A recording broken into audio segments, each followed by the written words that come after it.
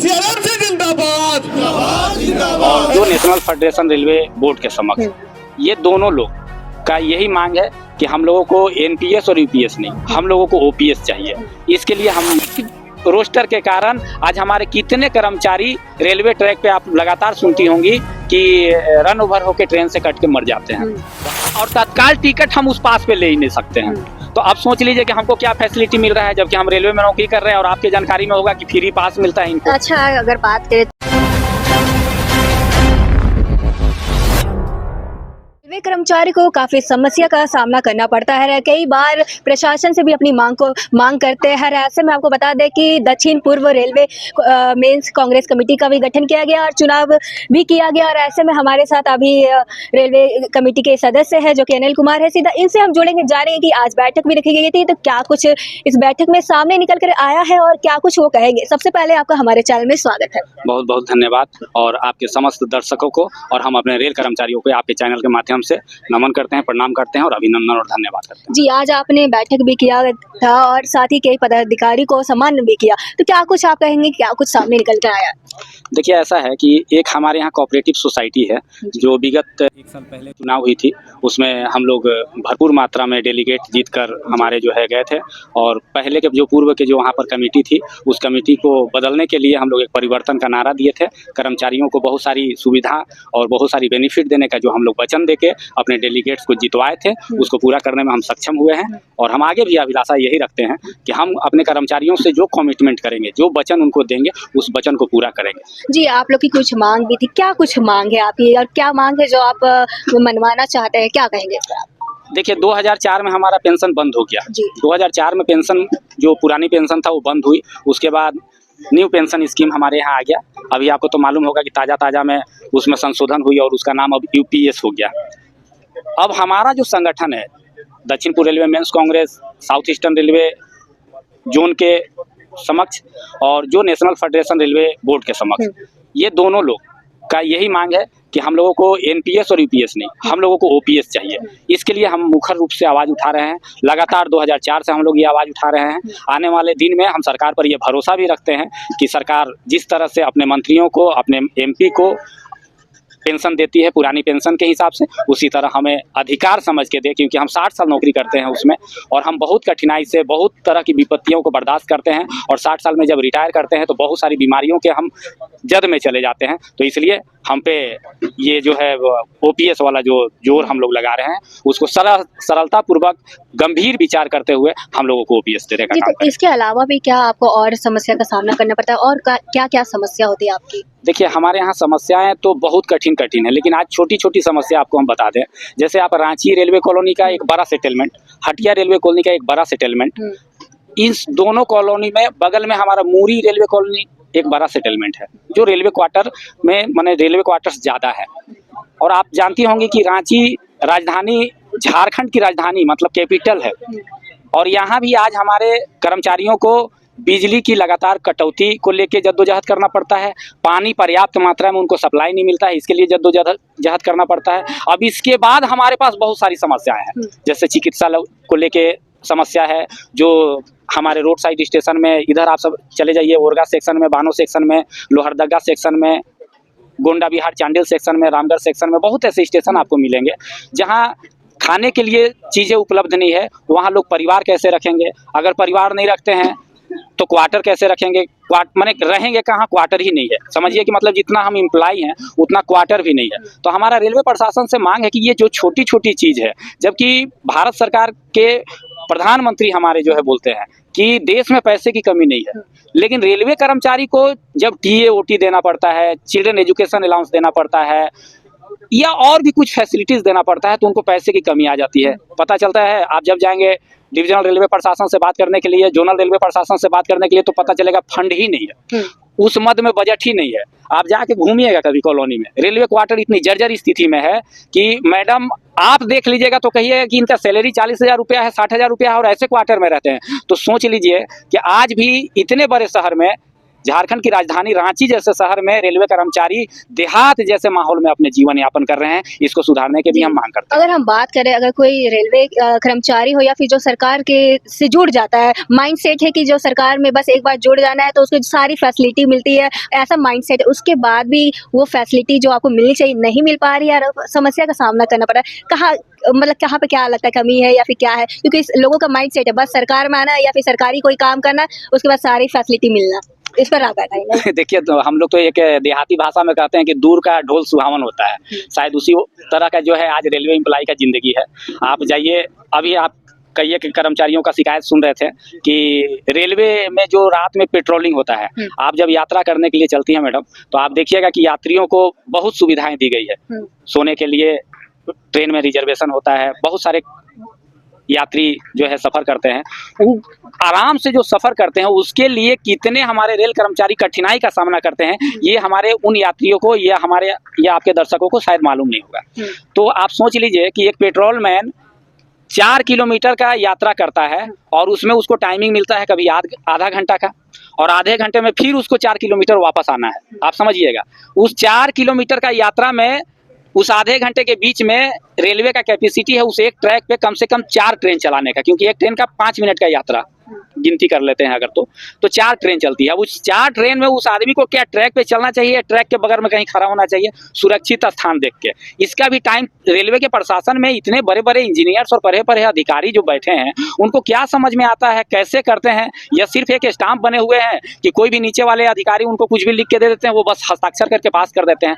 इस panic roster के कारण आज हमारे कितने कर्मचारी रेलवे ट्रैक पे, आप लगातार सुनती होंगी कि रन ओवर होकर ट्रेन से कट के मर जाते हैं।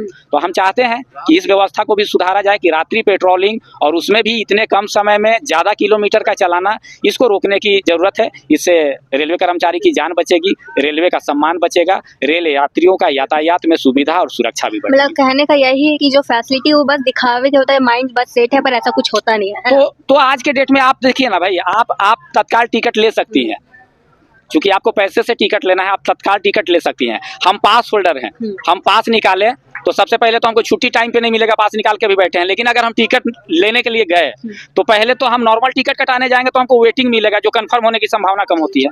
तो और तत्काल टिकट हम उस पास पे ले ही नहीं सकते हैं।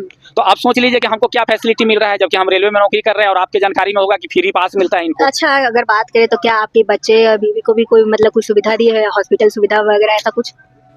ये आप जो बोल रही है ना, ये सुविधा की जरूरत है और दिखावे के लिए ये सुविधा है, दिखावे के लिए। जैसे वो हाथी का दांत दिखाने वाला जो होता है, वो सुविधा क्या है, जैसे हम आपको बता दें कि रांची डिवीजन में जैसे 7-8 हॉस्पिटल, जैसे आपको मालूम होगा गुरु नानक, ऑर्किड, पारस और भी कई एक हॉस्पिटल हैं जो टैग किया गया है रांची रेल प्रशासन के द्वारा कि रांची में रेलवे कर्मचारियों को कोई भी स्थिति में ट्रीटमेंट की जरूरत पड़ेगी तो उस सब हॉस्पिटलों में जा पाएंगे। आपको बताते हैं, हमारे यहाँ ऐसा स्थिति है मैडम कि अगर हम बहुत पैनिक स्थिति में हैं, अगर हमको हार्ट अटैक भी आ गया तो एक पेशेंट को नहीं पता होता है कि हमको हार्ट अटैक आ गया, ये डॉक्टर बताता है। उस चीज को जानने के लिए भी हमको पहले रेलवे हॉस्पिटल आना होगा, जबकि नजदीक में हम अगर टाटी सिल्वे में नौकरी कर रहे हैं तो मेरा वहां से जो है ऑर्किड होगा, राज होगा या गुरु नानक होगा, हम वहां नहीं जा सकते हैं। अगर चल भी गए और उसके बाद पता चला कि वो माइनर हार्ट अटैक है तो हमारा रेफरल नहीं बनेगा। अच्छा, तो वो रेफरल का कनेक्शन यहाँ से है, जबकि रेलवे हमको आपको दिखाने के लिए एक उम्मीद कार्ड बना दी है। और आपको पता होगा उसमें बोला जाता है कि इंडिया में कहीं भी आप जाइएगा तो चिकित्सा मुफ्त पाइएगा, किसी भी हॉस्पिटल में मिलता नहीं है। तो बहुत चीजें ऐसा है जो हाथी का दांत वाला है, दिखाने के लिए कुछ, खाने के लिए कुछ। हम तो शोषित हो ही रहे हैं, लेकिन आप लोगों के माध्यम से प्रशासन को लगातार हम ये सूचना देते रहते हैं। हम लोग लिखित पत्राचार भी करते हैं। मतलब आपने मतलब जो ज्ञापन वगैरह होता है, पत्र वगैरह सौंप चुके हैं? जी, सौंप चुके नहीं है। लगातार समस्याओं, जो भी हमारे कर्मचारियों के बीच में समस्या आती है, उस समस्या को लेकर हम लोग बराबर जो है प्रशासन को पत्राचार करते हैं। प्रशासन उस पत्रों का जवाब भी नहीं देती है, समस्या का समाधान भी नहीं करती है। अब आज के डेट में हमारे कर्मचारियों के बीच में जाइएगा तो यही कहा जाता है कि ऑफिसर शाही चल रहा है, ये शब्द का उपयोग होता है। अब ये ऑफिसर शाही तानाशाही के रूप में ना बदले, इसके लिए फिर हम लोग एक प्रयास करते हैं कि एक आंदोलन के माध्यम से, जब आप ऐसे नहीं करिएगा तो एक आंदोलन करेंगे। जी, अगर आपकी मांग पूरी नहीं होगी तो फिर आगे आप क्या करें? निश्चित तौर पर हमारे पास एक ही अस्त्र है मैडम, कि अगर हमारी मांगे नहीं पूरी होगी तो हम उस मांग को कैसे मंगवाएंगे। हम तो लोकतंत्र में ये अधिकार है, संविधानिक ये अधिकार है, हम ऑर्गेनाइजेशन है तो हमको भी एक अधिकार दिया गया है कि आप उस अधिकारी और अपने अधिकार के बीच एक सामंजस्य बैठाएं। अगर नहीं बैठता है तब आप एक आंदोलन करें। तो हम आंदोलन करेंगे सीमित संसाधनों के बीच में, सीमित लोगों के बीच में, सीमित समय के लिए ही एक सांकेतिक आंदोलन करके उनको संकेत देंगे कि आज हमारे हटिया ब्रांच में अध्यक्ष, कार्यकारी अध्यक्ष और उपाध्यक्ष, सचिव, सहायक सचिव और कैशियर का चुनाव हुआ है। कुल 12 पदाधिकारियों का चुनाव हुआ है। इसी प्रकार से रांची शाखा में भी चुनाव की गई है। रेलवे कांग्रेस, आप लोग अपना जो इनका नाम है, इससे नाम से ही पता चलता है कि कहीं ना कहीं इस देश को जोड़ने वाली सोच के साथ ये पार्टी जुड़ी है, इनका यूनियन जुड़ा हुआ है। और मुझे लगता है कि जो लोग हैं सबकी अपनी पहचान है, एक लेगेसी है। ये बहुत साल पुराना ये संगठन इनका है और कुछ कारण से इस बार रेलवे की जो सहायता सहयोग नहीं मिलता, उसके बाद भी इतने जीवंत इन संगठन को रखा, इनके लिए इन लोगों को बधाई। और ऐसा कांग्रेस अध्यक्ष मैं यहाँ, मुझे जो भी सहयोग अगर कभी याद करे, अगर मैं कुछ काम इनके आ पाऊँ तो मेरा बड़ा सौभाग्य रहेगा। और सबको बहुत बहुत शुभकामना। संगठन को जिस तरह से आपने जिंदा रखा है, उम्मीद करता आगे भी जिंदा रखिएगा। और हमसे सब लोग एक साथ मिलकर, जितने भी आपके यहाँ फेडरेशन में, फेडरेशन के बाहर भी जो लोग कर्मचारी है, उनके अधिकार के लिए हम लोग लड़ते रहे। ममता कुमारी है, मैं दक्षिण पूर्व मेंस कांग्रेस डे एक टर्म स्टार्ट करता हूँ और उसके तहत एक रेलवे कर्मचारी का अर्बन बैंक होता है, सोसाइटी बैंक, जिसकी मैं डायरेक्टर हूँ। और ये दक्षिण पूर्व मेंस कांग्रेस के द्वारा ही मैं अर्बन बैंक के डायरेक्टर बन पाई हूँ। और वहाँ पे जितने भी बैंक में कर्मचारी रहे, उन लोग के लिए जो भी नियम कानून वगैरह बनाना होगा वो सब हम लोग के द्वारा बनाए जाते हैं। जैसा कि आपने बताया कि आप डायरेक्टर है, तो ऐसे में यहाँ पे रेलवे कर्मचारी आज यहाँ पे बैठक रखे, तो इस बैठक में क्या कुछ हुआ, क्या कुछ निकल कर, क्या कहेंगे इस पे? इस बैठक में जब से जैसे मैं इस संगठन से जुड़ी हूँ, तो मेरा तो सबसे पहला जिम्मेदारी हुआ वो कर्मचारी के भी जो भी बैंक है उसमें बहुत पहले से बहुत सारा भ्रष्टाचार हो रहा था। उसमें अभी बहुत सारा बदलाव हुआ है। जैसे मुख्य बदलाव है, उसमें पहले जो भी हम लोन लेते थे रेल कर्मचारी, वो 10% था, उसको हमने कम कर दिया। इंटरेस्ट उसका, बैंक का लोन का इंटरेस्ट कम हो गया। दूसरा, पहले बहुत दिनों से बैंक मैनुअल चल रहा था, ऑनलाइन नहीं था, जिसके कारण भ्रष्टाचार बहुत ज़्यादा था। अभी उसको ऑनलाइन कर दिए हमने, तो ऑनलाइन होने से भ्रष्टाचार बंद हुआ। और उसके बाद बहुत सारे अंदर में व्याप्त थे छोटे मोटे भ्रष्टाचार, जैसे ट्रांसफर का मुद्दा हुआ और भी कुछ बैकडोर से एंट्री हुआ, वो सब पूरा बंद हो गया टोटली। और लोन का जो अमाउंट था वो थोड़ा था, उसको भी हम लोग बढ़ा चुके हैं। अभी वो 20 लाख तक मैक्सिमम लोन का अमाउंट बढ़ा है, इंटरेस्ट कम हुआ है, बैंक ऑनलाइन हुआ है, और भी छोटे मोटे बहुत सारी चीजें हैं जो बदलाव हुआ है। डिप्टी डिविजनल कोऑर्डिनेटर हूँ SRMC का। मैंने अपने समय में बहुत सारे काम किए हैं कर्मचारियों का, बहुत ही कल्याणकारी का जॉब भी। मेरा आज 13 साल रिटायरमेंट हो गया, फिर भी मैं कर्मचारियों का कल्याण के काम के लिए आगे रहता हूँ। उनका जितना भी केस होता है, विजिलेंस केस, CBI केस, उसको मैं डिफेंस करता हूँ एवं उनको मैं हर तरह से सहयोग करने का प्रयास करता हूँ। SRMC को मेरा दोनों हाथ खोल के समर्थन है कि किसी भी परिस्थिति में कानूनी सलाह मैं उनको देने के लिए तैयार हूँ। और आपका नाम? Singh Bahal, retired principal railway school Hatia, और वर्तमान में मैं national vice president all India retired railway men's federation Secunderabad. आज का जो सभा हुआ है बड़ा ही महत्वपूर्ण है। 8वां वेतन आयोग का जो गठन किया गया है, उसमें बोल रहे हैं कि 18 महीने का समय के बाद में रिपोर्ट मिलेगी।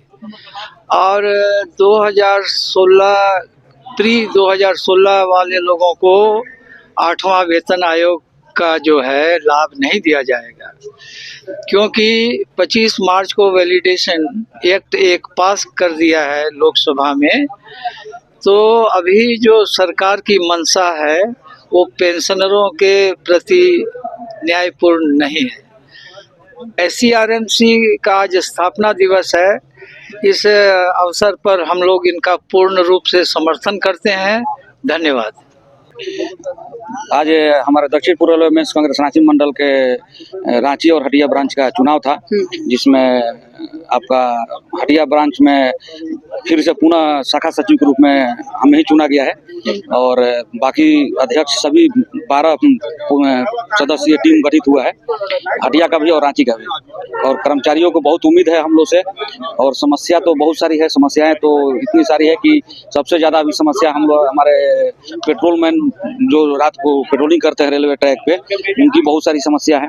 रात को टाइमिंग कम है, किलोमीटर ज़्यादा चलना है, रात भर में एक ट्रैकमैन पेट्रोलिंग जो है कि 17 किलोमीटर तक 16 किलोमीटर 17 किलोमीटर एक आदमी का करना है, तो ये सब बहुत बड़ी समस्या है।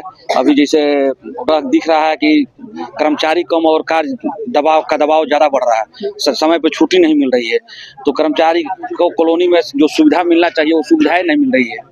तो बहुत सारी समस्या है, बहुत सारी समस्याओं का समाधान करने के लिए हम लोग हमेशा तत्पर रहते हैं, और हम लोग का तत्परता और कार्य को कुशल पूर्वक निर्वहन करने का नतीजा ही है कि पुनः हम लोग को फिर दोबारा जिम्मेवारी सचिव के रूप में हटिया शाखा में मिली है, और इसको आगे भी हम लोग कोशिश करेंगे कि इसको पूर्ण रूप से निर्वाह करते रहें। बहुत बहुत धन्यवाद हमारे साथ जुड़ने के लिए।